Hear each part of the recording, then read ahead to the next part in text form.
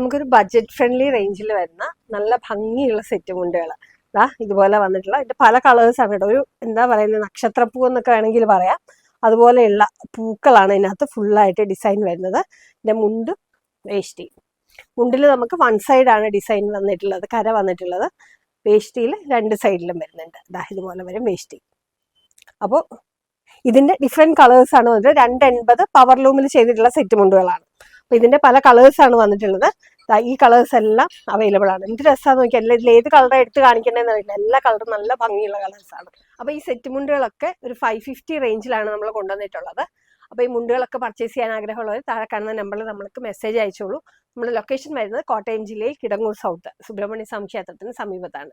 ഷോപ്പിന്റെ പേര് ശ്രുതീസ് ഇഷി.